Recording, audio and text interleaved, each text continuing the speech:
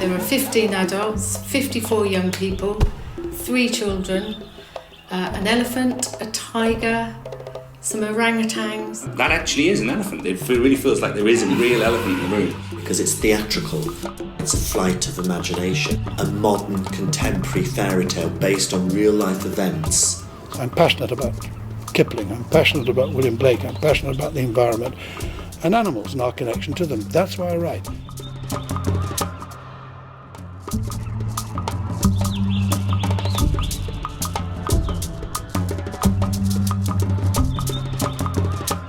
I mean, all the puppets in Running Wild are nearly life-size, if not slightly larger than life-size in some cases.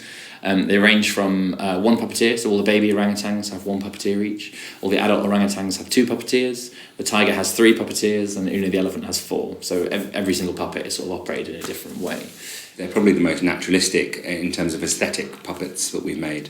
But that said, they still have an abstract quality in that most of them have an element of their body missing. So the orangutans don't actually have legs. So we're hoping that the audience will fill in that part with their imaginations. I think we always approach any sort of puppet character, especially when it's an animal, by sort of thinking about where its emotional indicators are. So ear flicks, tail swishes, its breath, what the elephant does with its trunk, and sort of working out where the articulation points need to be for the kind of emotional expression of the character. So the tiger, he's sort of the first time I think we've done a fully formed 4-legged animal puppet with 3 puppeteers. And we had lots of conversations about, does it have articulated legs or are they solid?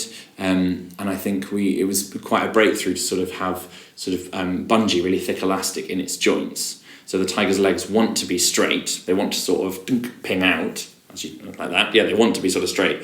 But when you press into them on the ground, they can bend because the elastic gives. Then as you walk forward and take a step, they can straighten again. So it gives you that sort of cat suppleness. While still actually not having to control it by the feet, you can be right at the top of the leg.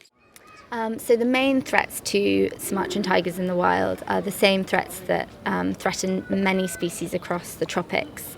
And these are associated with the loss of habitat, mainly due to the unsustainable expansion of industrial activities such as agriculture, mining, expansion of rubber plantations, tree plantations such as acacia, but in particular in Indonesia associated with the expansion of oil palm plantations. So palm oil has many uses, and it's in many of the products that we use every single day. So it's estimated that it's in around half of all packaged food products found in supermarkets. So it can be found in biscuits, bread, chocolate, but it can also be found in cosmetics, so in lipsticks and other makeup, and in cleaning detergents. So we all have a role to play as consumers in supporting more sustainable production, and we can do this by looking for RSPO certified sustainable palm oil, which you can see with the RSPO label on products that you can find in supermarkets. A really exciting project that we've just launched in South Sumatra, and it's quite an innovative project, is a pilot that we've launched with the governor of South Sumatra.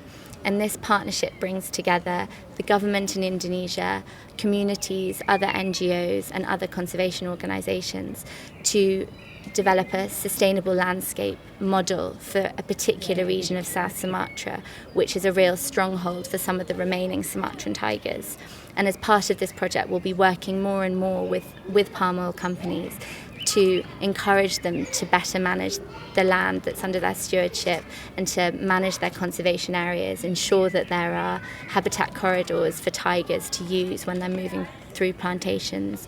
So there's a recent report which said there were between sort of 300 and 400 left in the wild, but some estimates are much lower and say there are as little as 250 in the island of Sumatra. They're classified as critically endangered on the IUCN Red List. But through the efforts of organisations like ZSL in Indonesia and many other conservation organisations who are working with the government on awareness raising and education, on law enforcement to address threats such as poaching and degradation of protected areas, and through our work with the palm oil industry, I think the future is looking brighter.